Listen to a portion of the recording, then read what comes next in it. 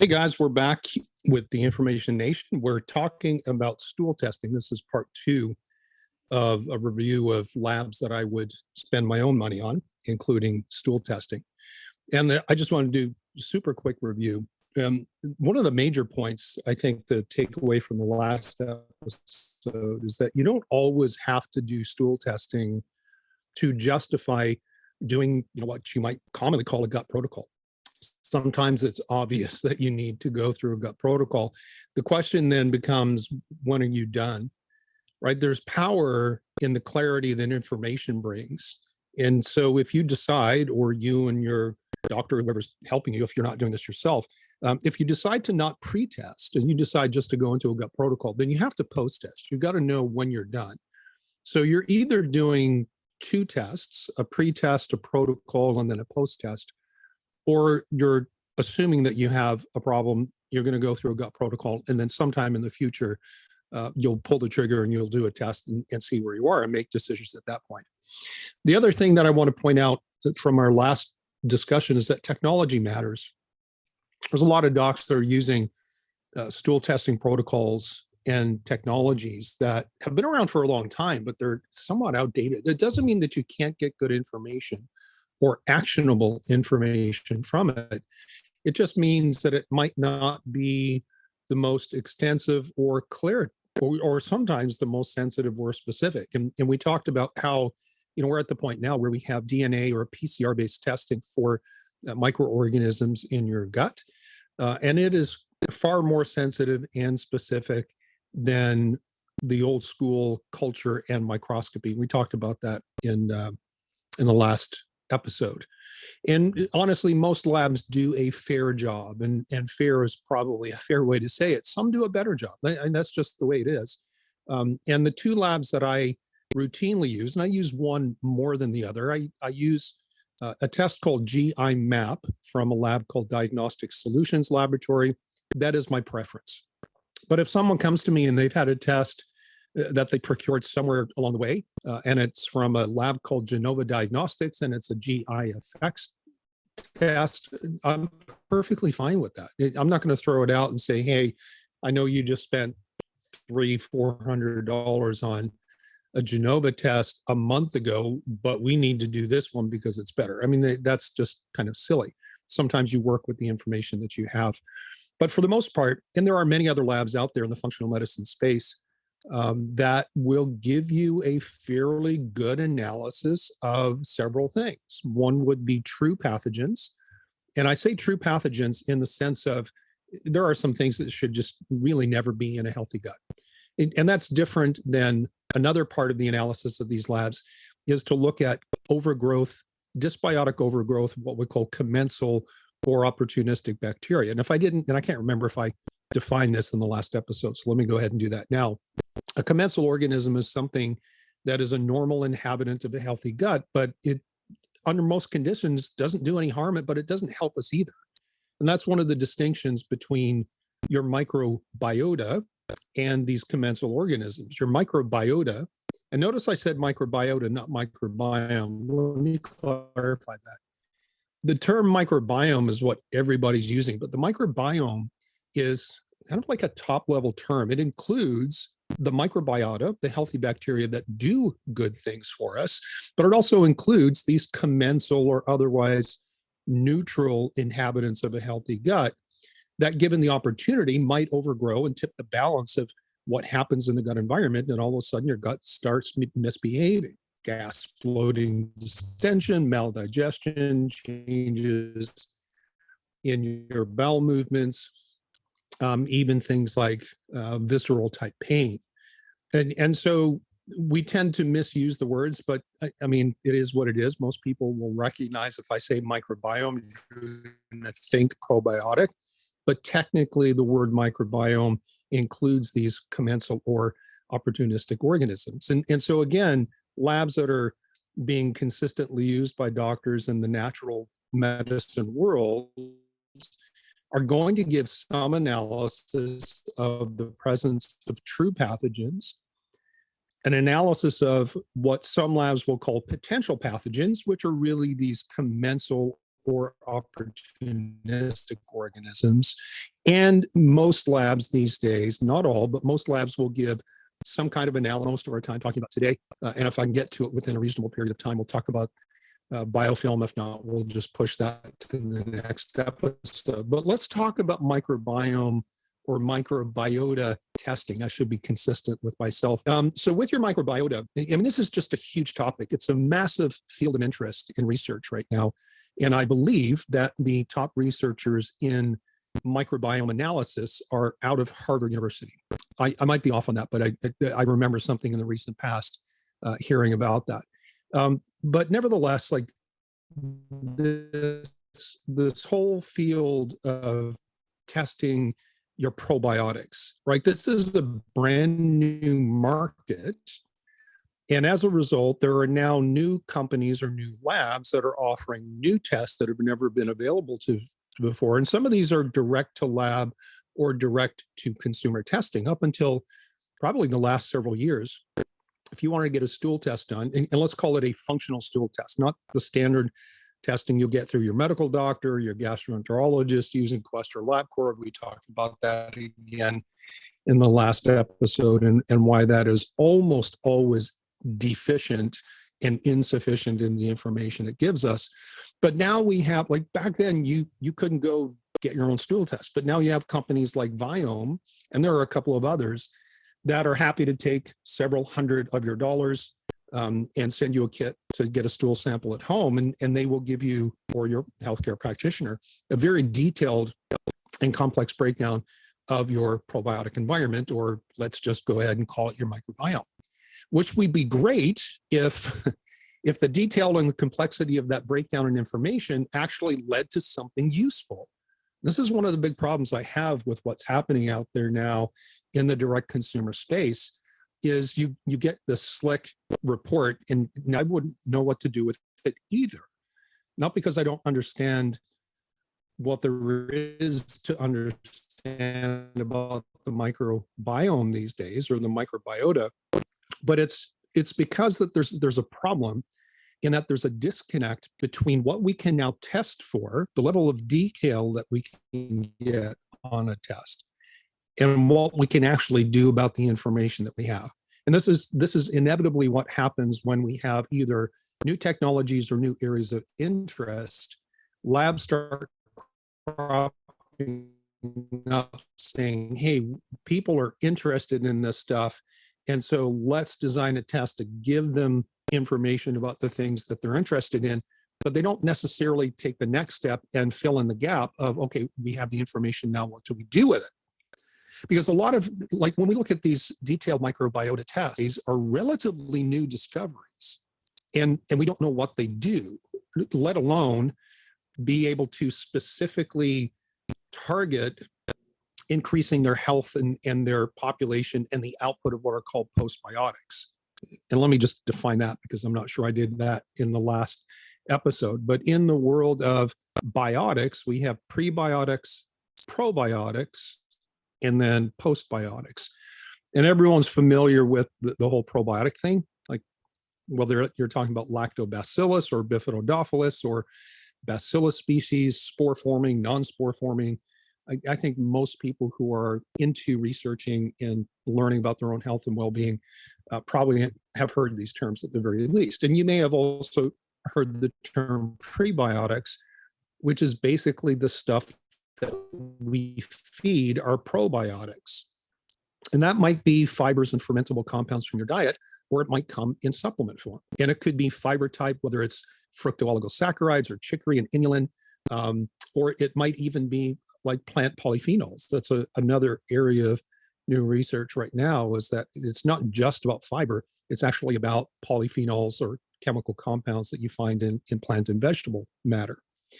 But going back to this idea about what is a useful test? A useful test is, number one, something you can get and afford. And number two, something with which you can do something after you get the information. Because if all you get is a detailed breakdown of your microbiota and you see all these different species or subspecies that are deficient or insufficient, But if there's nothing that you can do intentionally or knowingly to bring those levels up, or, other than maybe some generic things like eat more fiber or change your diet in some fashion, then that test becomes impractical and useless. And again, the whole point of this little mini series is to help you understand that there are some tests that I think are very, very important that should be included in, let's call it tier 1 testing. But there are some tests that are almost completely impractical and useless. And sure, you can spend your money on it. Yes, you'll get a nice report, but it's not going to lead into anything that's effective or efficient in terms of changing the outcome and promoting the outcome that you're looking for, which is your gut being healthy and all the things that comes out of that. So, the best we can do these days in terms of microbiota testing is to report on large groups or families of probiotics and pay attention to the relative contributions of these family groups as a whole. And this is, again, a problem I have with some of the detailed reporting that's happening in some of these direct-to-consumer labs, is because, let's say that you get a list of a couple hundred different probiotic species and 11 of them are imbalanced, but maybe those 11 only contribute less than 1% to your total microbiome. Who cares at that point? The reality is that over 90% of your microbiome is made up of 2 main families of bacterial species, and those are classified as what are called Bacteroidetes or Firmicutes. And there are different subspecies and groupings even within that. So, for example, one of the main bacteroids is, I believe, Clostridia. In Clostridia, there's different subspecies of Clostridia. And so within these families of bacteria, there are members that might respond better to diets that are, say, rich in animal protein and fat, while others may respond to carbohydrates. And if we have no data, because there are some species being reported on a detailed test that there's relatively sparse or even no information on, then it's not practical and useful. And it's not practical and useful if the information you're getting shows you such a small part of the whole. And that's why I'm saying, like, the most practical and useful tests these days show us a top level view where we see a breakdown of maybe 8 or 10, let's call them super families, because we're talking big picture level, under which there are different subspecies and other families. And to be honest, that part of this series is to help you not get sucked into slick marketing, because what these labs do is they leverage buzzwords, and they're trying to capitalize on 2 things. Number one is the high level of interest in something like the microbiome and the microbiota, combined with a lack of information, in the sense of the people who are paying money to get these tests really don't know what they're getting, what they should get, or what is going to be accurate, reliable, repeatable, reproducible. And that's kind of my mantra over this last little mini series. I better cut this off, or else I'm going to keep going and talking about some of the things I don't like about how things are being done in the direct-to-consumer market, or even worse, in the field of healthcare practitioners, because there are a lot of docs that are using labs like Viome and others that give detailed breakdown of the microbiome and the microbiota, and they themselves are not understanding that they're just falling into these marketing strategies. Now, ultimately, at the end of the day, there's going to be a handful of things that someone's going to hear from someone who, in terms of restoring the microbiome, and that might be the use of things like prebiotics or even probiotics in an effort to create what are called postbiotics. And I realize that I didn't define those before, but let me say it this way. We use prebiotics either in our diet or supplement form to feed our probiotics, which are the actual bacterial organisms that live in our gut and, again, hopefully do good things for us. And what we want them to do is create postbiotics. And that is a very large term, that would include things like vitamins and minerals. This is part of what your microbiome and microbiota are responsible for, is making things that we can use in biochemistry. But one of the other classes of compounds that get that are termed postbiotics would be things like short chain fatty acids. And these are things like butyrate, propionate, acetate. If you've done any reading or listening to podcasts or other information sources on things like the ketogenic diet or ketosis or ketones, this is what we're talking about, because your gut and your microbiome, along with your liver, under certain circumstances, create ketones. We make our own ketones. Now, you can drink exogenous ketones. You can buy powdered forms of ketones, and you can support ketosis in that way. That's kind of artificial. But the bottom line is this. A lot of people fail in trying to heal their gut because they're too focused on killing infections, and they're not focused on restoring gut health in the bigger picture. And we see this all the time. And I will say that I am guilty of making this mistake, not recently, but certainly in my early years of doing natural medicine. I thought, well, if all we did was get rid of candida, for example, or if we got rid of H. pylori, or if we got rid of Enterobacter, that we were done. And I was surprised when people would come back and they would say, well, all my symptoms are back 3 months later. And then I started to realize, well, there's some steps I'm missing. And that is, ultimately, this is about the bigger picture of restoring gut health, and removing infections is one part of that. And just because you've gotten rid of an infection doesn't mean you're finished, because if you don't go the next step of restoring gut health in the bigger picture, it just simply leads to reinfection. Another key point is, again, prebiotics and probiotic supplements are, they're great in the short term, but in the long term, you want your microbiome, your microbiota more properly. Can't get it out. You want your probiotic environment or probiotic population to be making postbiotics as a result of feeding it a good and healthy diet. Now, what does that mean? Because, as I said a little while ago, some of the major species that make up the largest part of your microbiota, actually feed off fat and animal protein. And this is why some people can go on a carnivore diet and literally eat nothing but animal protein and fat and have zero carbohydrates, no plant matter at all, no fruits, no vegetables, no grains, and actually get healthy. And if you've not looked into the carnivore diet, maybe we'll do a series on that at some point, but it's something that you might want to look into. It is the real deal, and it's a good solution, a good answer for some people, but not for all. And I would propose to you that if somebody completely goes off all carbohydrates, all fruits and vegetables, and adopts a diet that's all animal-based, and they get better in general, their gut gets better. There's a whole host of reasons why that might be, but one of it might be because it created a favorable shift in their microbiota for that person. Does that mean that everyone should be carnivore? Absolutely not. Just in the same way, I think, should everyone be vegan? Heck no, absolutely not. Do most people do better with a balance of animal proteins and fruits and vegetables and healthy fats? Probably. Are there people who do better when they shift to the extremes? Absolutely.